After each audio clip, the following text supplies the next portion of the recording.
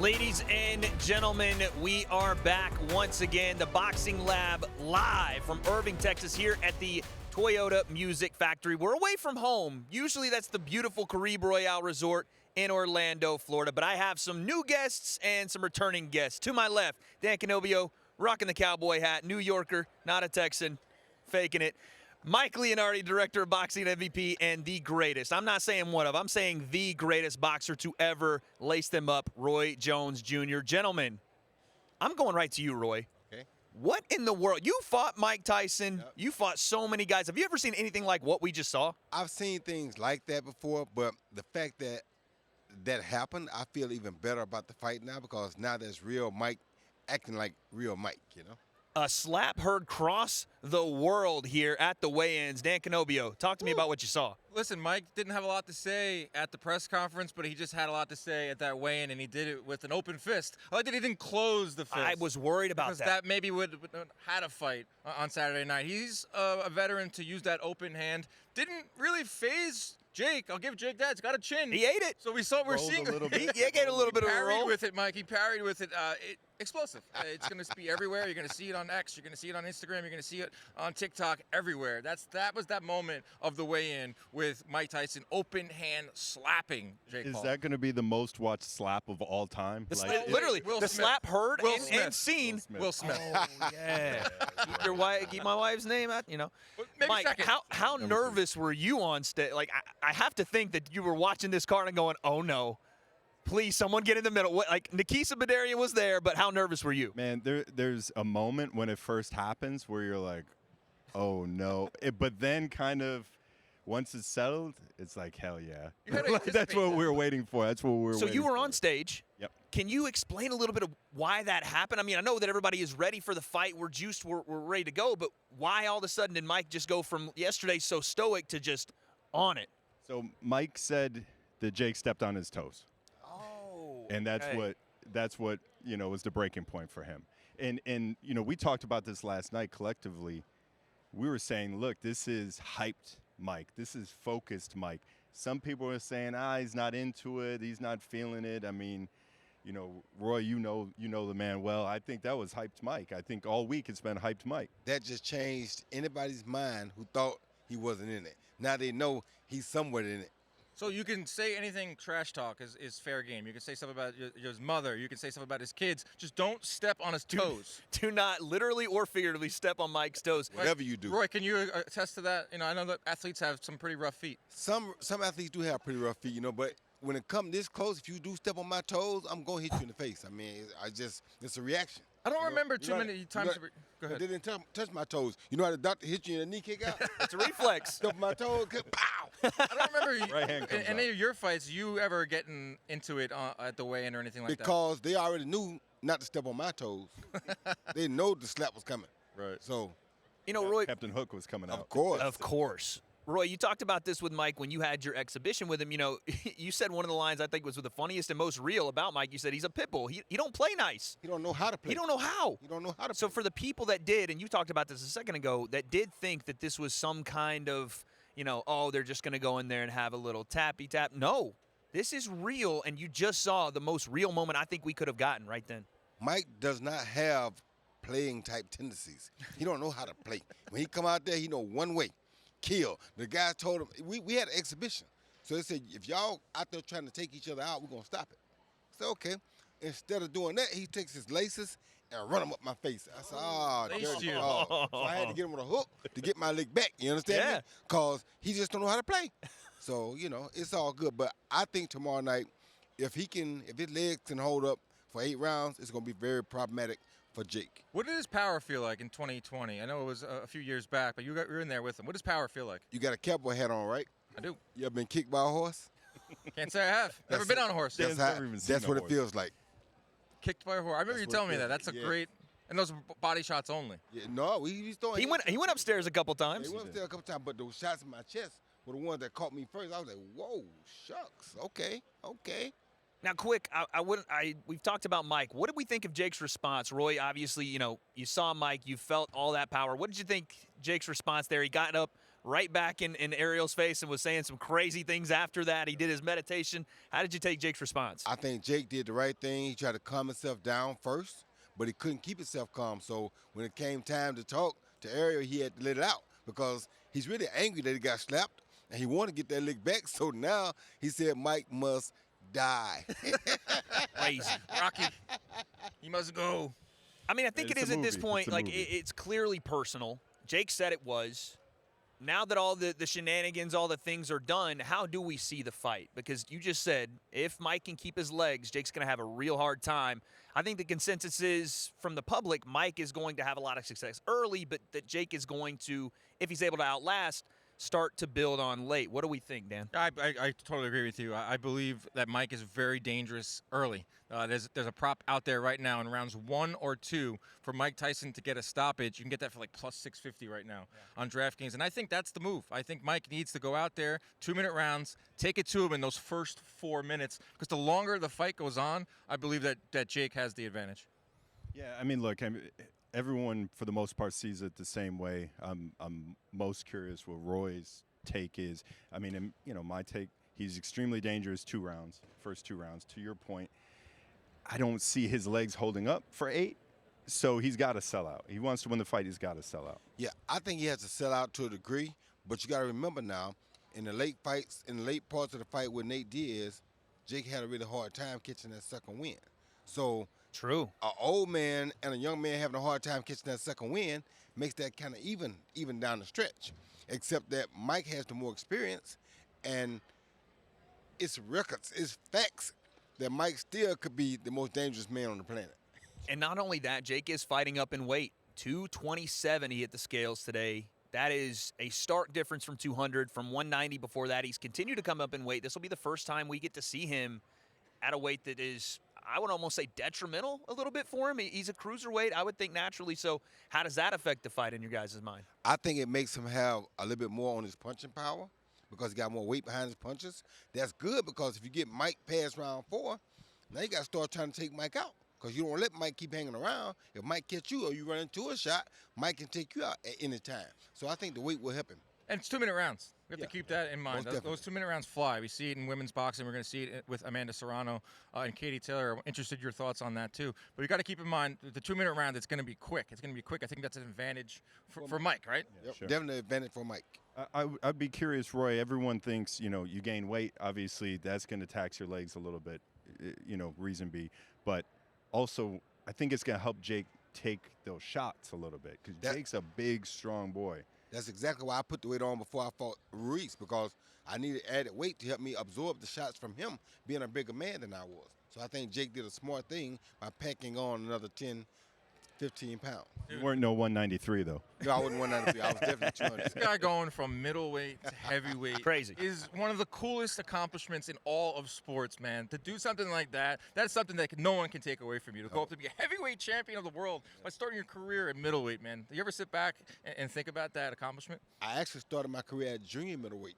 That's right. I remember like Correct 155, me on the fly. right? Oh, yep, 154, You know, yep. talking about moving up in weight, Dan, you wanted to get Roy's thoughts. I kind of do too. How do you see the co-main event? Amanda Serrano coming up in weight, right? And she's fighting now super lightweight championship. I want to know what you thought of the first fight and how you think the second one goes. Thought the first fight was very, very close. I mean, really close. And I think the second fight is probably going to be just as close. They both had 2 years to take off, let their bodies heal up, get a new fight strategy. But when it comes down to it, don't take this the wrong way, but they are females, and females are emotional. And when they get into that ring and get to that point, they're going to go to war at some point. They can't help it. Happened in the first fight. It's just who they are. So, yeah, I think Amanda probably has good boxing skills, a good boxing IQ. I think Katie has good boxing legs and a good boxing IQ. But all that went out the window last time. Yeah, that fifth round was special. And I think it's going out the window again this time. Yeah. Well, Roy, we appreciate you here on the Boxing Lab. Any last words to us or the people at home before this fight? No, I just want to say everybody, hey, tune in. It's a great fight. It's a great night for boxing, for the sport, period, because I know people from Jake's side of the country would normally not watch boxing. People from Tyson's side of the country would not normally watch a Jake Paul. So to bring two sets of fans together for the betterment of boxing is a beautiful thing. The female fight tomorrow night is also a beautiful thing. If you're smart, tune in. Don't miss it because you're going to be in for a spectacle. Could not Fire have me said up, it Roy. better myself. Fire me up. The GOAT himself, Roy Jones Go. Jr. Roy, appreciate you. We are actually going to let you go for now. Say goodbye to Roy, Dan. Roy. There it is. A hearty handshake. Thank you, Roy. Thank you. And again, we're going to bring some new guests in just a second. But, guys, I want to talk about, again, just that slap and how much of a big deal I think that was for both Mike and Jake. I think, one, Mike is, I don't know, it's a little bit over-emotional, right? It's a little bit. But at the same time, you step on a man's feet. It's a little tough. I didn't think he went in there looking to slap him. I mean, he's been pretty peaceful all week, and peaceful to a degree. Like, there's some of those interviews I saw. I was going to say, him getting on the scale and, we'll just call it adjusting. Yeah. You can see a little bit of the old Mike Tyson mentality was back. Did you guys see the interview that's going around? Mike did an interview with a young journalist, maybe 15, 14, 15 years old. She asked, what do you want your legacy to be? Oh, gosh. And I've been in this situation before with Mike Tyson, where he went on some spiel with me about talking about aliens, talking about where do we go when we die, all that stuff. We're the aliens, man. We're the aliens. That's what he said to me. And it was so serious. He said to me, bro, and that's what he did. That just shows you the mindset that he's in, because he did it with that young journalist, too. That just show you where his mindset's at. So I don't know for sure if he came into this weigh-in looking to slap him, but he stepped on his feet. Step on his feet, that's going to happen. Last But man whose toes you want to step on, I think, on earth. I don't know. I don't want to step on this man's toes. We're bringing in right now my goodness. the head trainer for Mario Barrios, Mr. Bob Santos. How we looking? How we looking? How we looking? You're looking fantastic. Let me just say, those arms are popping. That shirt is wearing you. You're not wearing it. How you doing, man? I'm doing great. I'm just glad the show's going to go on. I was a little nervous there. I looked at I said the same thing. No, honestly, because I was right there when he hit him. I said, oh, my God, he breaks his hand. Something happens to his, his chin. We don't know what's going to happen like that. And I thought, oh, my God, don't let the show not happen. I know. So insane. We've been asking everybody's thoughts. I got to get yours. What did you see from Mike up there? You were close range. You could see the whole thing go down. Ariel Helwani put on Twitter after I've never seen a look like that in a fighter's eyes. What were you seeing? It reminds me of the old Mike Tyson when I used to see him at the old Golden Gloves gym out there in Las Vegas. He's fired up, looks ready to go. His body looks incredible. You got Tony Brady, who worked with me with a lot of my fighters, getting them ready in condition. So I'm expecting a tremendous, tremendous fight from him, even at his age, believe it or not. And I've been around Jake Paul, obviously, as you know, and so I've been around both of them, and I think it's going to be a very interesting night. I think some people are going to be very surprised. I keep hearing this sentiment from people that know what they're talking about, and all I've heard from the internet, right, because the internet's always right, is that Mike's washed, it's not going to be a competition. The people that know what they're talking about are going, okay, you'll see. Even us old school guys, we still got a little bit of pop. Now, how you take a punch is one thing. That's the problem. But given the punch, he's still going to be able to give a punch. They say power's the last thing to go, right? Power's on heavyweights especially. So George Foreman proved that. Right. It happened. Time and time again. We had an anniversary of that too. But from a trainer's eye, when you look at some of the footage that we're getting from Mike Tyson that trickles out on the internet, what do you make of his movements in there, and what do you see as a trainer? I think what's going to happen with him is, again, it's going to be how he takes the punch. He's showing some pretty quick reflexes. Obviously, the punch is going to be there.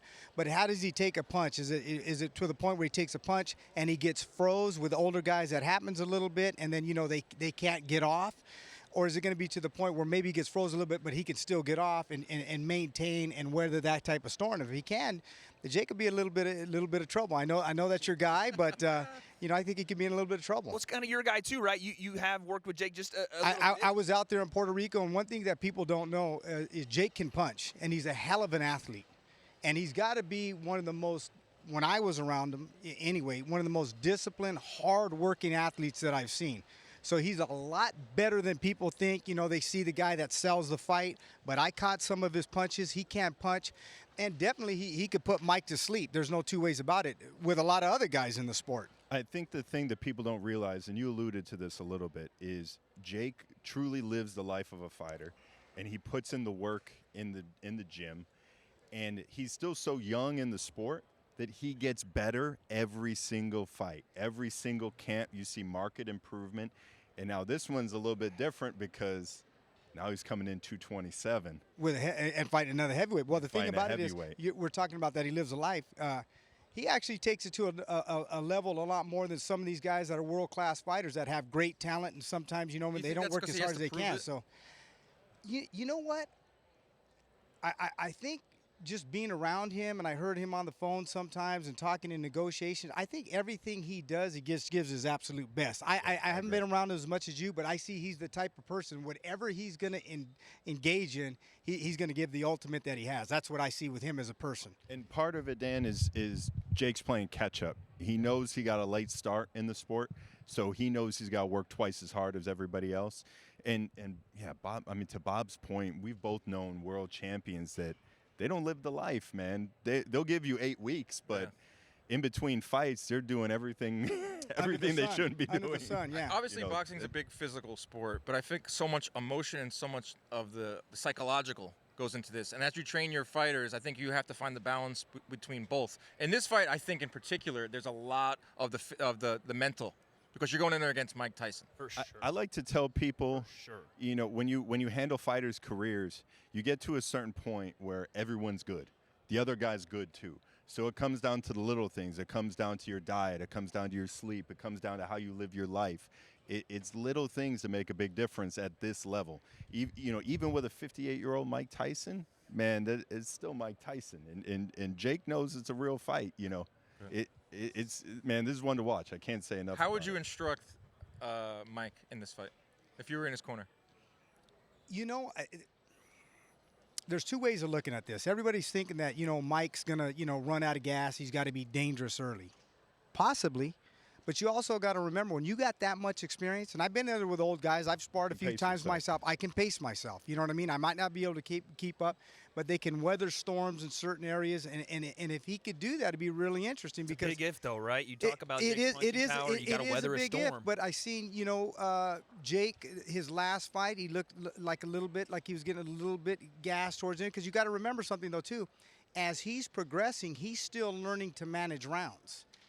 And when I used to be around Mike McCallum, who was an all-time great, I remember he used to come in the gym out of shape, and he could still go 10 rounds. You have some of these you'd have some of these young Olympians, and they're gassing themselves in 4 rounds. So to that point, Jake obviously trains second to none, and that's the absolute truth. When I was around him, second to none. But that being said, you don't have the experience in managing that many rounds, and you got to manage the event itself too, with the emotions, the heart rate, the whole thing. I agree with everything you said, Bob, but I'll just counter with this. And even in Mike's prime, though, he was not a pace guy.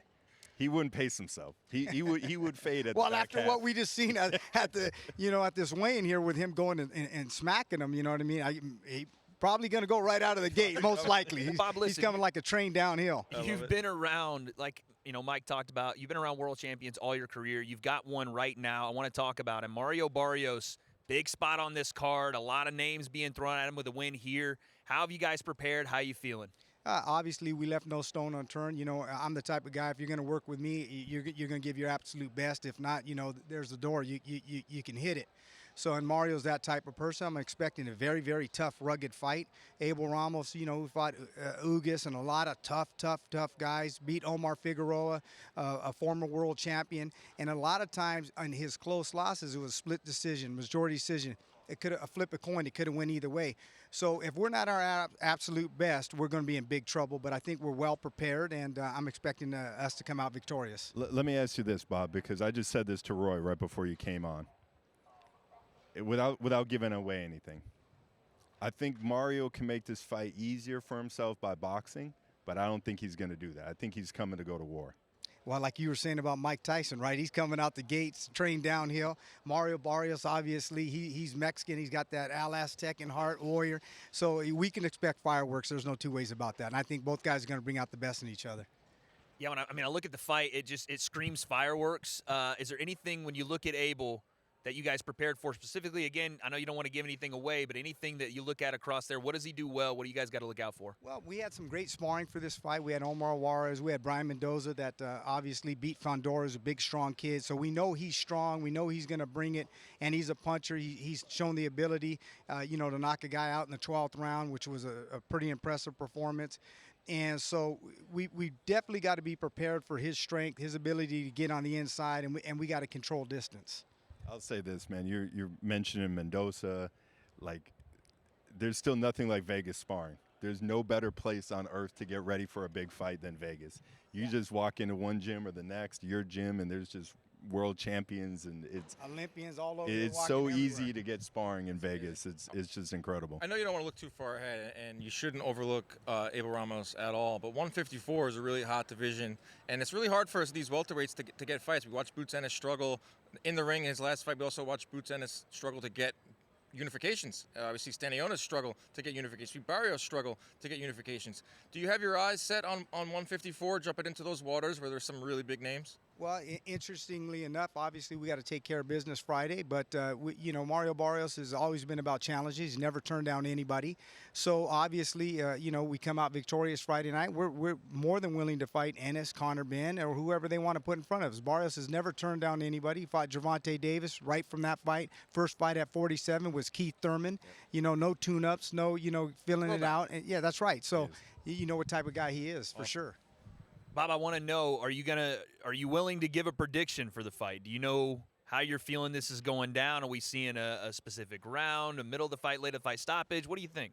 Tyson, Jake Paul, or are we going, no, Mario, back to that? Mario. Yeah, I want to know what Mario's Good deflection.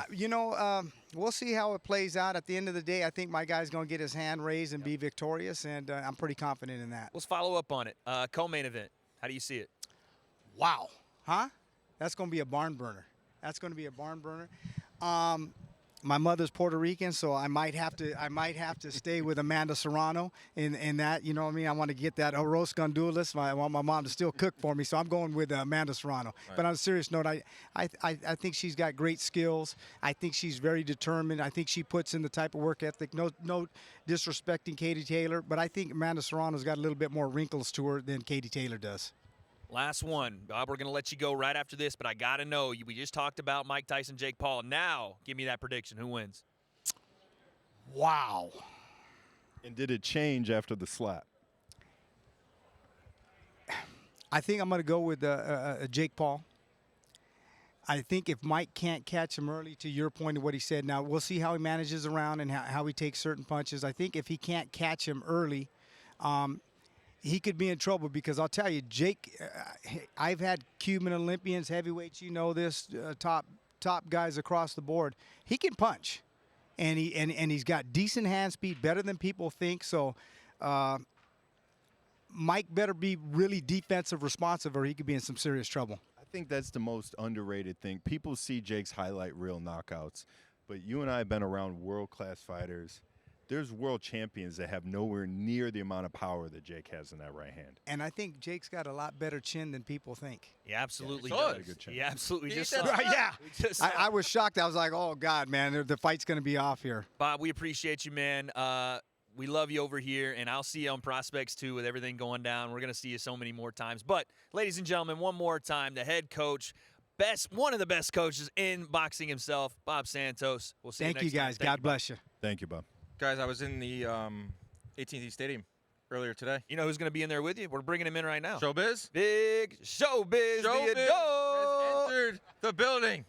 Let's go. Sir. Yes, sir. The guy I see screaming all day on Twitter and YouTube, now I see him in the flesh. What's up, bro? Listen, man, did we just see Mike Tyson adjust his junk and then slap Jake Paul in the face? He's back. Did that just He's happen? back, baby. Did that just happen? Bro, we're living in a simulation. I was just going to say, if you need further proof of the simulation, you're reading my mind. This is That was it. I had no words, man. I'm sitting beside Showbiz, and I just look. I was like, he's back. Yeah, here's the thing that kind of scares me about the whole thing. Jake Paul said that he didn't feel it, right? But that's not the problem. He didn't see it. Oh, here we go. He didn't see it. No, school when you get knocked out, a lot of those punches you don't feel. You just go to came sleep. from very low, but Yeah, Oh, I wasn't but I'm just expecting saying, it either. very low. You can say that from a 58-year-old. How old is that? And Yep. Mike Tyson followed that slap with 2 punches to the body. Did y'all see it? Didn't see that. Yeah, he slapped him and then he threw 2 punches. Look at it again. Look at it in slow motion. The slap just, misdirected him a little bit, then 2 punches to the body. He's just showing his speed and his gamemanship This is and why his we IQ. This is why we bring Showbiz. I hope you know. Breaking down the slap heard The around the highest world. level analysis you can get from that situation, ladies and gentlemen. Showbiz, you've been talking about Mike's chances all week. Yeah. Did that change anything for you? Better or worse? I feel better about Mike Tyson's speed. I feel better about that. I still think it's a 50-50 fight because I am worried about Mike Tyson's durability and his balance. When you look at the footage that he has out, Right. Mike Tyson is leaning forward a bit, and it feels like he has to land punches on Jake Paul to stay on his feet. Jake Paul take a step back. Falling he in falls. behind a lot. You Yeah, see what I'm absolutely. saying? Yeah, they just give up On reach. purpose, by the way, I think. I mean, as no well. one's really talking about that, like the reach aspect of it. There's a lot of other stuff that's going into this fight because it is that type of fight. But if you just look at the size that are up on that stage, Jake's got him in almost every category. I mean, he's bigger, he's taller, he's got a longer reach. Those are things that we're breaking down, quote unquote, real fights. That's something that we talk about. Yeah. So that's something that needs to be said, and I'm glad you brought it up. And here's another thing. Jake Paul's a fighter. He just got slapped in the face by Mike Tyson, and all that did was turn him up. Yeah. And it made me think about the bully effect. That monster, that killer you see in Mike Tyson, that was created by him being bullied. Well, Jake Paul was bullied before. Mike Tyson tried to bully him. That's going to make Jake Paul a killer come Friday night. I like that, man. I love Bringing it. Some good analysis, man. I'm telling you, this is why we bring him. Yeah, let's go to the co-main. Showbiz, what are you thinking, man? We were sitting there watching the weigh-ins, looking at each other going, my goodness, these girls are ready to go. How do you see it going? I love Amanda. Katie looks Shredded. Katie looks phenomenal. Yeah. And the thing is, she is super diabolical in rematches. Now, I think if there was a time to beat Katie, it was going to be the first time. In rematches, she just comes back that much better. And those two women are carrying women boxing on their shoulders. Without Really? doubt. You're right. Who comes out of those two, I think, is the best. And if Amanda beats Katie, then she gets a third shot. I mean, the fight, we talked about it a bit yesterday. Everyone's talked about it. The fight is so unbelievably interesting. So many factors at play. You raise a good point. Who makes better adjustments? That's going to be key. Amanda's been more active. Amanda's a little bit younger. Katie has less pro fights. Katie's a mover, but she's 38 now and she's off a year. I mean, there's so many aspects of this fight that we won't know until the bell rings how they're going to play out, and then it will probably change, and then it will probably change again over There's the going to be course of so the fight. many shifts in momentum, and bringing up Katie Taylor being out of the ring for 1 year, getting right back in there with Amanda Serrano, who throws 100 punches per round in 2 minutes. That's not adjusted for 3-minute rounds. She throws punches and bunches. But I do agree with you. A lot of attention is obviously on Amanda Serrano. This is an MVP show. Amanda Serrano's with MVP. We're not taking anything away from Katie Taylor, but she is one of the best fighters in the entire world. And she looked really good up there. And I like the point that you brought up there with the rematches. She knows how to adjust in rematches. I'm expecting 50-50 type of fight. I think Amanda will win by decision. You get that plus 160 on DraftKings. I like that bet as well. We like that. I want one sentence from everybody on the panel, the thing to watch tomorrow night. Showbiz, one sentence. Watch Mike Tyson's hand speed. He adjusted his junk, and then he slapped Jake Paul in the face. Mike Leanardi. It's the biggest event of all time. That's it. Tune in. I mean, if you're watching this, you're definitely watching the fight. This is the biggest, best event. Dan Canobbio. Watch me give you your DraftKings picks. This guy. 2 hits coming up before the Amanda Serrano fight and the Jake Paul fight as well. Going to take you through the bets. Ladies and gentlemen, do not miss What's it. your sentence? Do not miss it tomorrow night. That's it? The biggest event in boxing history for the Boxing Lab Live. My name is Wade Plem, Dan Canobbio, Mike Leanardi, Showbiz, the adult. Get ready for tomorrow night. MVP presents Jake Paul versus Mike Tyson, and so does Celsius Live Fit Essential Energy. We'll see you tomorrow.